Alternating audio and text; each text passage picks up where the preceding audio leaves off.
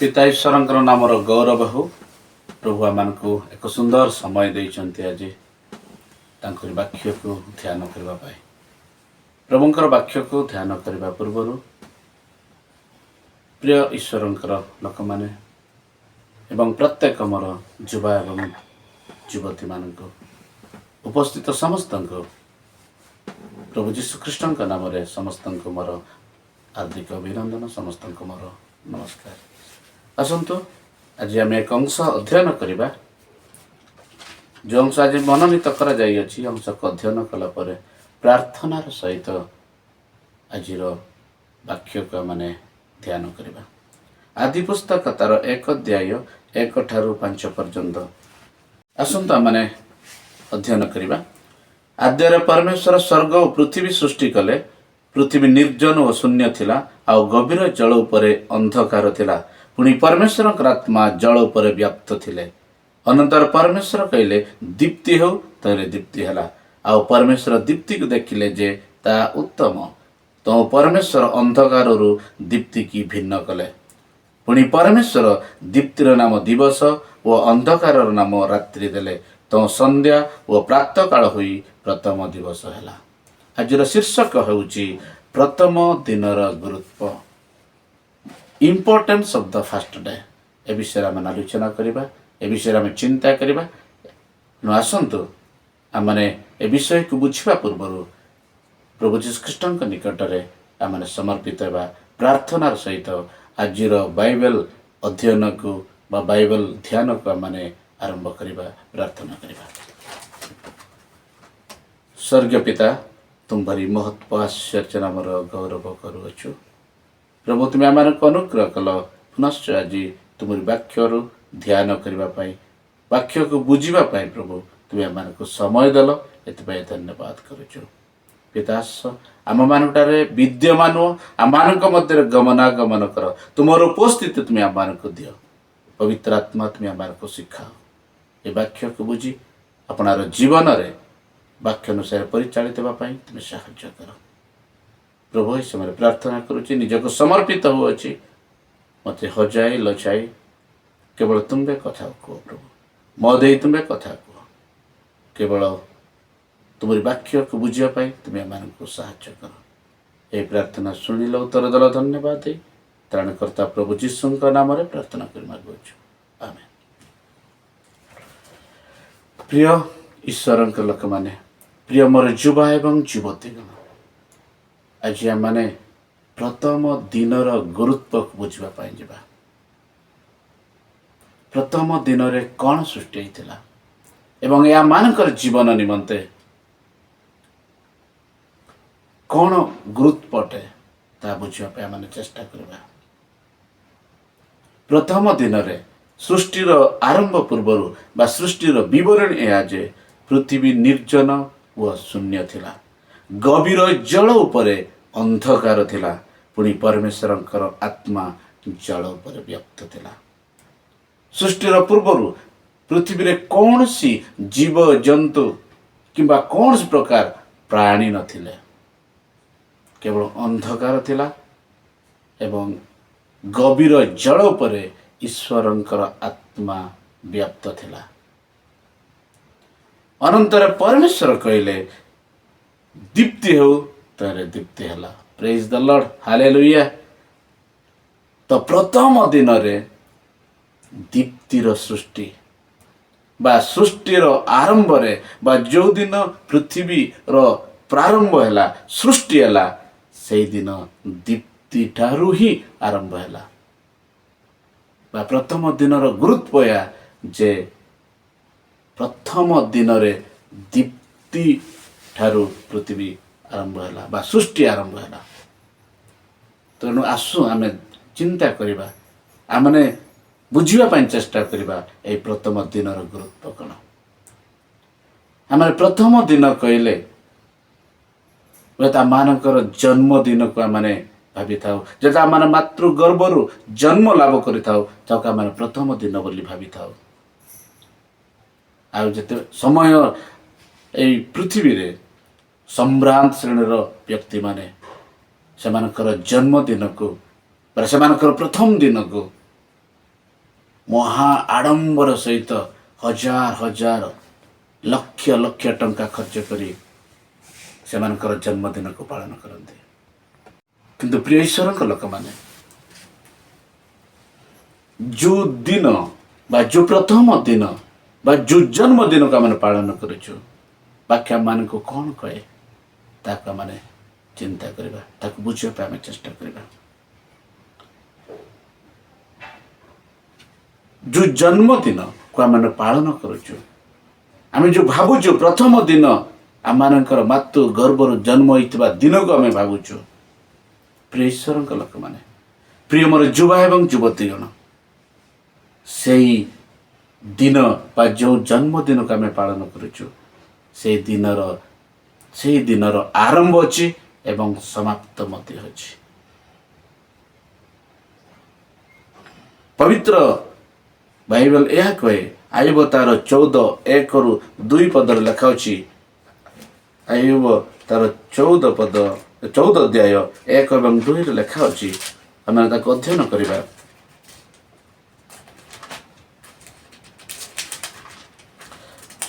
ତାର 1 ଏବଂ 2 ପଦ। ସ୍ତ୍ରୀ ଜାତ ମନୁଷ୍ୟ ଅଳ୍ପାୟୁ ଓ ଦୁଃଖରେ ପରିପୂର୍ଣ୍ଣ। ସେ ପୁଷ୍ପ ତୁଲ୍ୟ ପ୍ରସ୍ଫୁଟିତ ହୋଇ କଟାଯାଏ, ମଧ୍ୟ ଛାୟା ତୁଲ୍ୟ ବୋଇଯାଇ ସ୍ଥିର ନଥାଏ। ସ୍ତ୍ରୀ ଜାତ ମନୁଷ୍ୟ ଅଳ୍ପାୟୁ ଓ ଦୁଃଖରେ ପରିପୂର୍ଣ୍ଣ। ଯେଉଁ ଦିବସ, ଯେଉଁ ପ୍ରଥମ ଦିବସ ବୋଲି ଆମମାନଙ୍କର ଜନ୍ମଦିନକୁ ଆମେ ମହା ଆଡ଼ମ୍ବର ସହିତ ପ୍ରତିପାଳନ କରିଥାଉ, ଜନ୍ମଦିନକୁ ଆମେ ସ୍ମରଣ କରିଥାଉ, ସେହି ଦିନକୁ ବାଇବେଲ ଆମମାନଙ୍କୁ କହେ ଅତି ଅଳ୍ପ ଏବଂ ଦୁଃଖରେ ପରିପୂର୍ଣ୍ଣ ଅଟେ। ଏହା ମାନଙ୍କର ପ୍ରଥମ ଦିନ ନୁହେଁ। ପ୍ରଥମ ଦିନର ଏଇ ଜନ୍ମଦିନର ବା ଏଇ ପ୍ରଥମ ଦିନର ଆରମ୍ଭ ଅଛି ଏବଂ ସମାପ୍ତ ମଧ୍ୟ ଅଛି। ସେହି ପ୍ରଥମ ଦିନର ଦିନ ସବୁ ନିର୍ଦ୍ଧାରିତ କରାଯାଇଅଛି, ସମୟ ନିର୍ଦ୍ଧାରିତ କରାଯାଇଅଛି। ସେହି ଦିନରୁ ଆମେ ଅଳ୍ପ ସମୟ ମଧ୍ୟ, ଗୋଟିଏ ସେକେଣ୍ଡ ମଧ୍ୟ ଆମେ କମ୍ କରିପାରିବା ନାହିଁ କିମ୍ବା ଅଧିକା କରିପାରିବା ନାହିଁ। ଯେହେତୁ ବାକ୍ୟ ଆମମାନଙ୍କୁ କହେ ଯେ ସ୍ତ୍ରୀ ଜାତ ମନୁଷ୍ୟ ଅଳ୍ପାୟୁ ଓ ଦୁଃଖରେ ପରିପୂର୍ଣ୍ଣ। ଏ ଗୀତ ତାର 90, ଯେତେବେଳେ ଆମେ 10 ପଦ ଅଧ୍ୟୟନ କରୁ, ଗୀତ ତାର 90 10 ପଦର ଉପରେ ଲେଖା ଅଛି। ଆମେ ପଢ଼ିବା ତାକୁ। ଗୀତ ତାର 90 10 ପଦରେ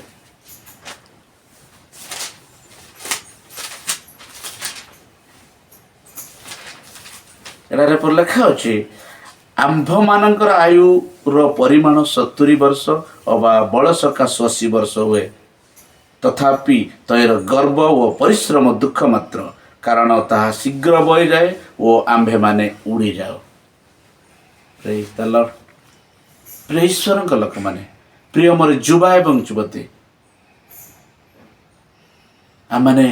ଆମମାନଙ୍କର ଜନ୍ମଦିନକୁ ଆମେ ଯେଉଁମାନେ ପ୍ରଥମ ଦିନ ବୋଲି ଭାବୁଛୁ, ବାକ୍ୟ ମାନଙ୍କୁ କହେ ଆମ୍ଭମାନଙ୍କର ଆୟୁର ପରିମାଣ 70 ବର୍ଷ କିମ୍ବା ବଳ ସକାଶୁ 80 ବର୍ଷ ସେହି ଦିନକୁ ଗଣା ଯାଇଅଛି। ସେହି ସମୟ ନିରୂପିତ କରାଯାଇଅଛି। ତହିଁରୁ ଆମେ ଅଳ୍ପ ସମୟ ମଧ୍ୟ, 1 ଘଣ୍ଟା କିମ୍ବା 1 ମିନିଟ୍ 1 ସେକେଣ୍ଡ ଆମେ ଅଧିକା କରିପାରିବା ନାହିଁ। ବାକ୍ୟ ଆମମାନଙ୍କୁ ଏହା କହେ। କିନ୍ତୁ ଆଜି ଆମେ ଏ ପ୍ରଥମ ଦିନର ଗୁରୁତ୍ୱକୁ ଆମେ ବୁଝିବା ପାଇଁ ଚେଷ୍ଟା କରିବା। ତେଣୁ ଆସୁ ପ୍ରିୟ ଈଶ୍ୱରଙ୍କ ଲୋକମାନେ, ପ୍ରିୟ ମୋର ଯୁବା ଏବଂ ଯୁବତୀ, ଆମେ ବୁଝିବା ପାଇଁ ଚେଷ୍ଟା କରିବା ଯେ ପ୍ରଥମ ଦିନର ଗୁରୁତ୍ୱ କ'ଣ, ପ୍ରଥମ ଦିନ କ'ଣ, ବା ପ୍ରଥମ ଦିନରେ କ'ଣ ସୃଷ୍ଟି ହୋଇଥିଲା ଏବଂ ସେହି ପ୍ରଥମ ଦିନ ଆମମାନଙ୍କର ଜୀବନ ପାଇଁ କ'ଣ ଗୁରୁତ୍ୱ ଅଟେ, କ'ଣ ଅତ୍ୟନ୍ତ ଗୁରୁତ୍ୱ ଅଟେ। ପ୍ରଥମ ଦିନରେ ଆମେ ଦେଖିଲୁ ଯେ ଜ୍ୟୋତି ସୃଷ୍ଟି ହୋଇଥିଲା, ଆଲୋକ ସୃଷ୍ଟି ହୋଇଥିଲା ଏବଂ ସେଇ ଜ୍ୟୋତି, ସେଇ ଆଲୋକ ଅନ୍ଧକାରରୁ ଆଲୋକକୁ ଅଲଗା କଲା ବା ବିଚ୍ଛିନ୍ନ କଲା।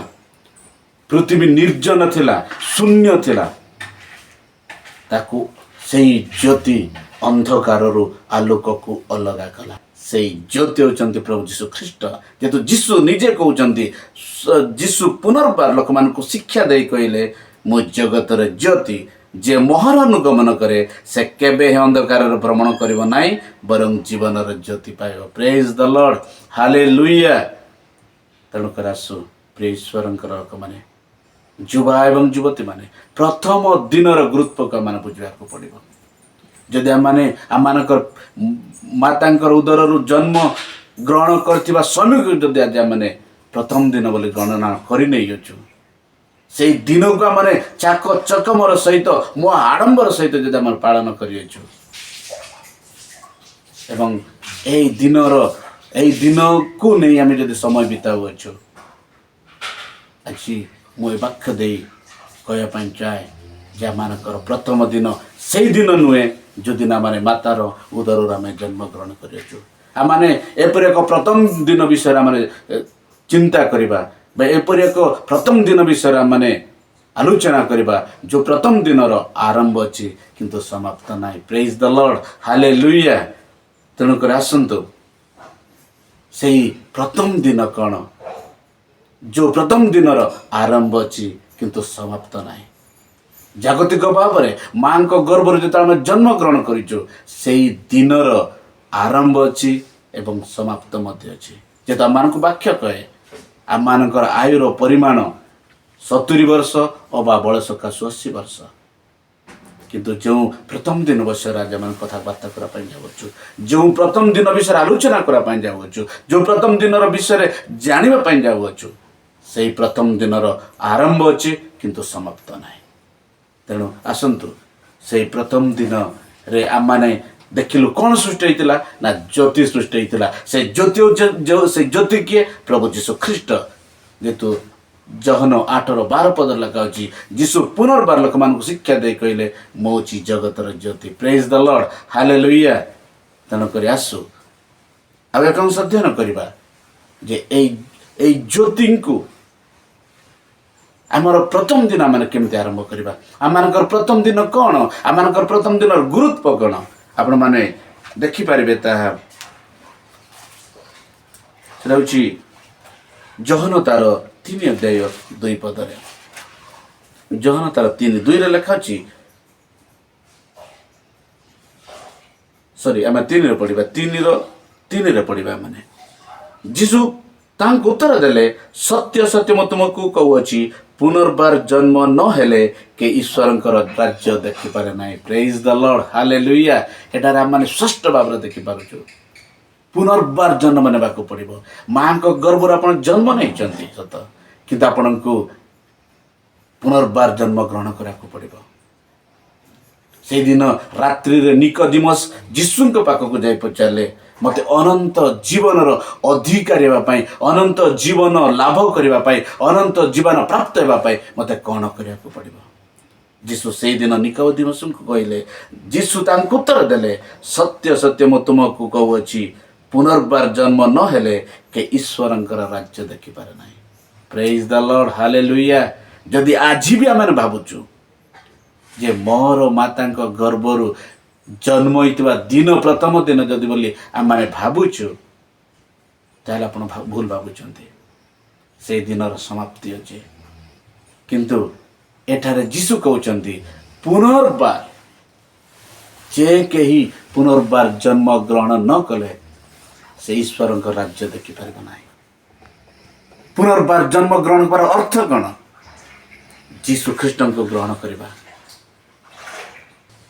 पुनर्जन्म अर्थ हूँ बाप्तिस्म पिता पुत्र पवित्र आत्मा नाम रे बाप्तिस्म नेबा को कहा जाए पुनर्जन्म। Praise the lord hallelujah. तेणु आसु प्रिय ईश्वर लोक मैंने प्रिय मोर युवा एवं युवती माने अनेक युवा एवं युवती माने आज पर्यंत प्रभु यीशु ख्रीष्ट को निजर त्राणकर्ता रूपे ग्रहण करते ना निजर त्राणकर्ता रूपे ग्रहण करने को भय करते। पिता पुत्र पवित्र आत्मा नाम रे आज पर्यंत बाप्तिस्म नहीं नांती। यदि आपण पिता पुत्र पवित्र आत्मा बाप्तिस्म नहीं नांती आपणकर प्रथम दिन आरंभ ही नहीं। जदि आपणकर प्रथम दिन आरंभ होई नाही ताले आपण सेई दिन रचंती जो दिनर समय निर्धारित होईची, जो दिनर समय निरूपित होईची सेई दिन रचंती। आपण अनंत जीवनर अधिकारी हेई पारिबे नाही। जणु लिखा जाए जहन तार 3:16 पदरे तार बियांशर लिखा जाए जेपरि जे केही तांगठारे विश्वास करे से विनष्ट न हेब नाही बरं अनंत जीवन अधिकारी हेब। Praise the lord, hallelujah. तेणु अनंत जीवन अधिकारी आम मैंने जो जन्मदिन विषय आम चिंता करूँ, जो दिन विषय प्रथम दिन विषय आम चिंता करूँ जे जो दिन आरंभ अच्छी किंतु समाप्त ना।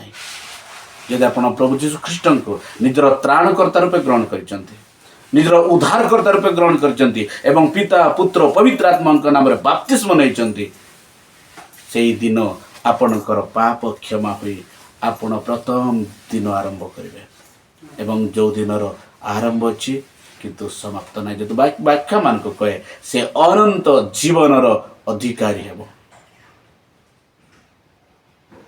एवं जहन तार 1:12 पद लिखा अच्छी, जहन तार 1:12 पद लिखा अच्छी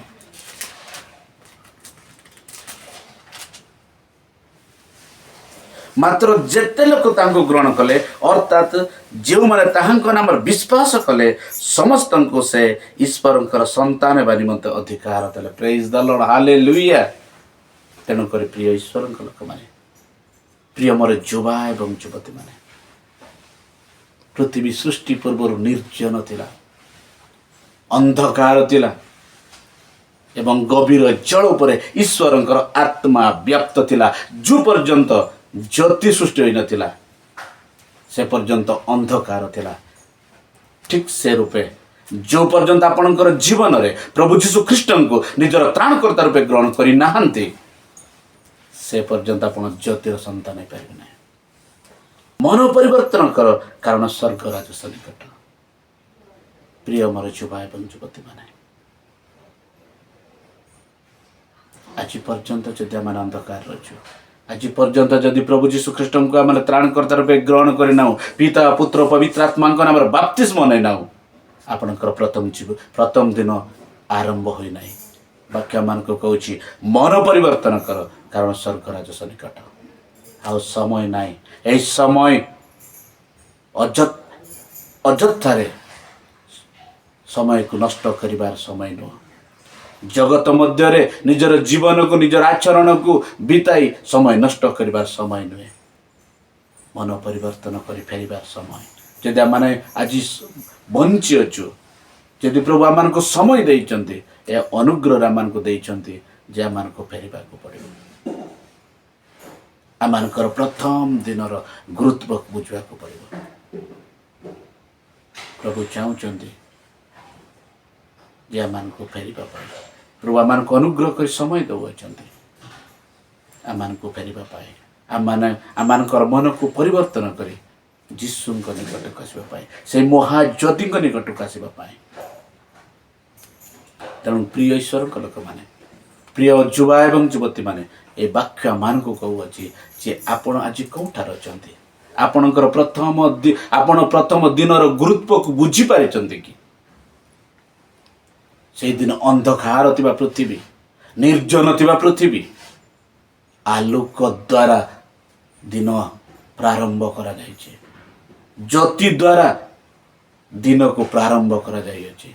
आज आपणकर जीवन सही महाज्योति को नहीं, से ज्योति को निकट को आसी आपणकर जीवन को आपण आरंभ करिसंते कि समीक्षा करिबार समय अटे।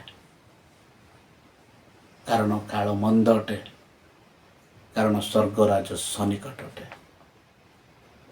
बाइबल रे जहाँ लेखा जाइए गोटी गोटी पृथ्वी रे घटी घटी जाऊँचे, किंतु बाइबल मान को कहे से समस्त घटना जितेबाला घटब यह भाव नहीं जे ईश्वर राज्य आसुची, यह प्रसव वेदनार आरंभ मात्र। बाकी मान को कहे जुगांत समय रे बा शेष समय रे देश देश विरुद्ध रे लड़ेब, जाति जाति विरुद्ध लड़ब स्थान स्थान दुर्भिक्ष हेब स्थान स्थान महामारी हेब से समस्त विषय आज पृथ्वी मध्य घटुअछि आमे देखुअछु ए समस्त विषय ए समस्त घटना देखिला परे मध्य जदि आमे फेरू ना से ज्योति निकट का आसुनु ए से ज्योति को ग्रहण करे ना ताला मान विनष्ट है तेतु व्याख्या मान को कहे जेपरी जे कई ताहांगटार विश्वास करे से विनष्ट हेब नाही बरं अनंत जीवन अधिकारी हेब आज आपण समीक्षा करंतु आज निज जीवन को आपण परीक्षा करंतु आपण केउठार अछंती आपण सेई महाज्योति निकट आसी अछंती कि पृथ्वी प्रारंभ समय से ज्योति द्वारा आरंभ करा जायतिला सेई महाज्योति निकट आपण आसी अछंती कि आपण तांको निजर त्राणकर्ता रूपे ग्रहण करि अछंती कि जदि नाई व्याख्या मान को कहे फेरी आस जौन तार 3:19 पदरे पर लिखा अछि जौन तार 3:19 पद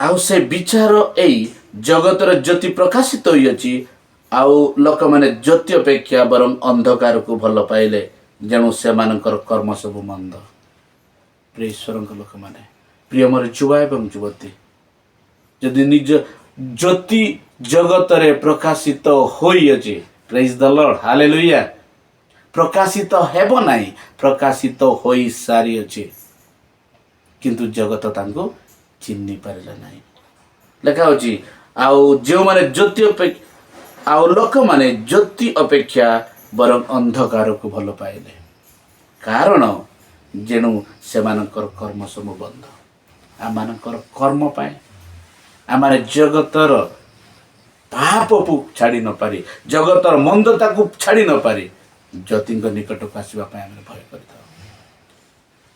ज्योति को ग्रहण करने इच्छा कर न था कारण ज्योति जगतर प्रकाशित हो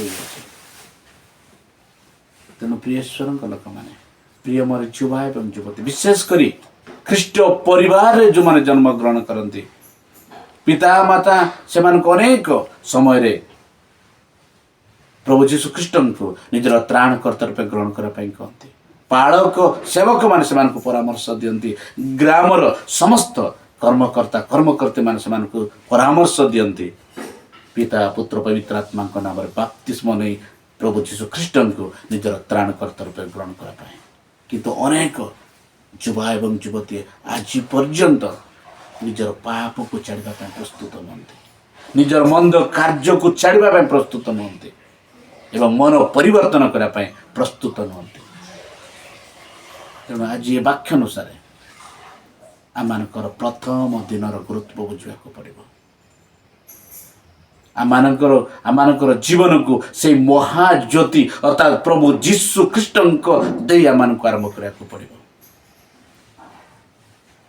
एवं 3 तार 20 और 21 पदर लिखा जहन तार 3 20 और 21 पदर पर लिखा कारण जे कई कुकर्म करे से ज्योति की घृणा करे कारण जे कई कुकर्म करे जे मंद कर्म करे से ज्योति को घृणा करिवो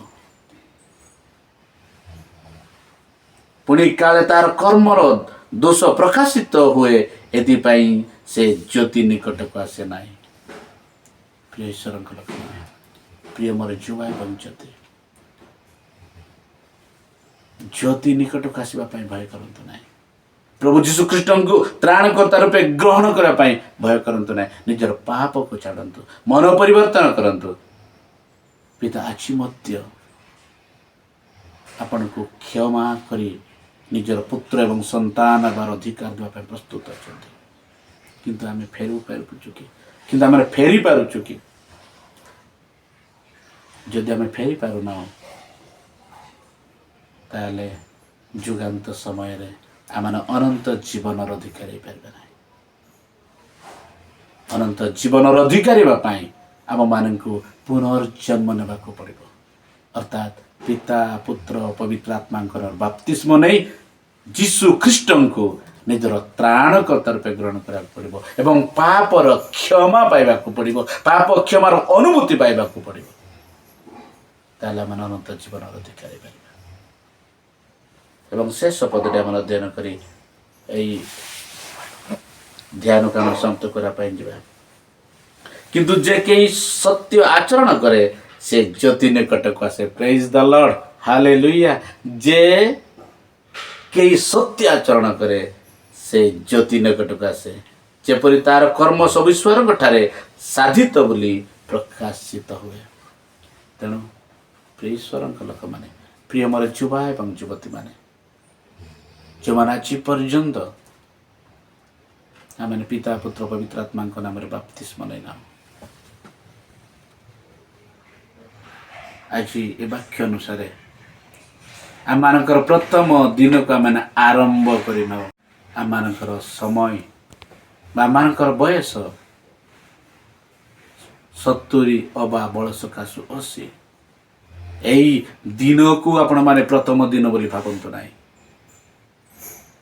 ଯୀଶୁ ଖ୍ରୀଷ୍ଟଙ୍କୁ ଗ୍ରହଣ କରନ୍ତୁ, ସେ ମହାଜ୍ୟୋତି ନିକଟକୁ ଆସନ୍ତୁ, ନିଜର ପାପ ସ୍ୱୀକାର କରନ୍ତୁ, ମନ ପରିବର୍ତ୍ତନ କରନ୍ତୁ, ଯୀଶୁଙ୍କୁ ତ୍ରାଣକର୍ତ୍ତା ରୂପେ ଗ୍ରହଣ କରି ଅନନ୍ତ ଜୀବନର ଅଧିକାରୀ ହେବା ପାଇଁ ପୁନର୍ଜନ୍ମ ଲାଭ କରନ୍ତୁ।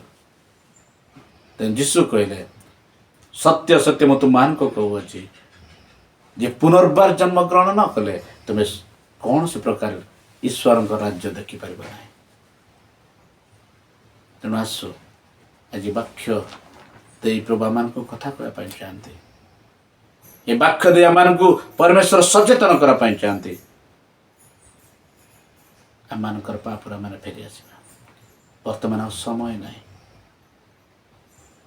ବର୍ତ୍ତମାନ ଆମମାନଙ୍କ ନିକଟରେ ସମୟ ନାହିଁ।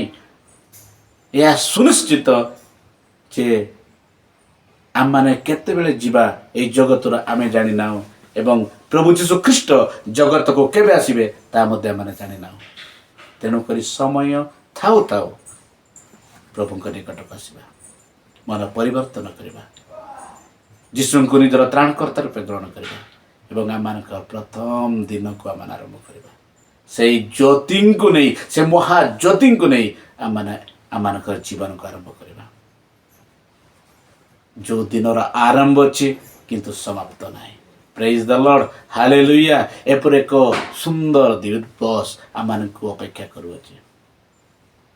ଯଦି ଆମେ ଜଗତର ପାପକୁ ଛାଡ଼ୁଅଛୁ, ଆମମାନଙ୍କର ମନ୍ଦ କର୍ମକୁ ଛାଡ଼ୁଅଛୁ, ଆମମାନଙ୍କର ଅବାଧ୍ୟତାକୁ ଛାଡ଼ୁଅଛୁ, ଏକ ସୁନ୍ଦର ଦିନ ଆମମାନଙ୍କୁ ଅପେକ୍ଷା କରିଅଛି। ଯେଉଁ ଦିନର ଆରମ୍ଭ ଅଛି କିନ୍ତୁ ସମାପ୍ତ ନାହିଁ। ପ୍ରେଜ୍ ଦ ଲର୍ଡ, ହାଲେଲୁୟା।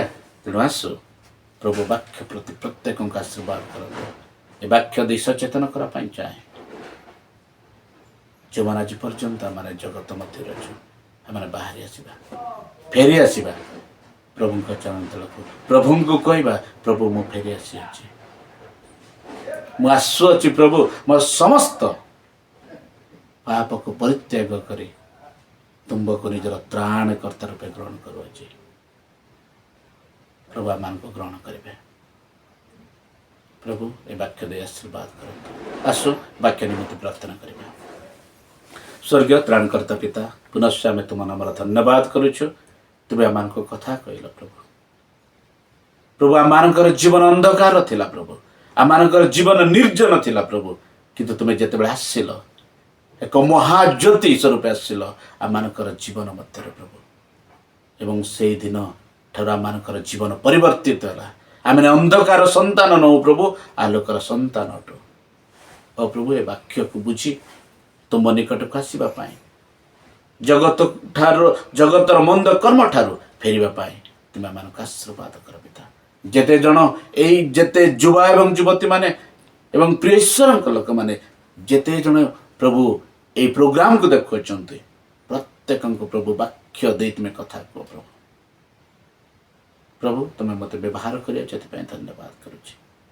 ଏହି ସକଳ ପ୍ରାର୍ଥନା ନିବେଦନ ଶୁଣିଲ ଧନ୍ୟବାଦ ଦେଇ ଶୀଘ୍ର ଆସୁଥିବା ଯୀଶୁଙ୍କ ନାମରେ ପ୍ରାର୍ଥନା କରି ମାଗୁଅଛୁ, ଆମେନ୍। ପ୍ରଭୁ ସମସ୍ତଙ୍କୁ ଆଶୀର୍ବାଦ କରନ୍ତୁ। ରହିଲ, ନମସ୍କାର।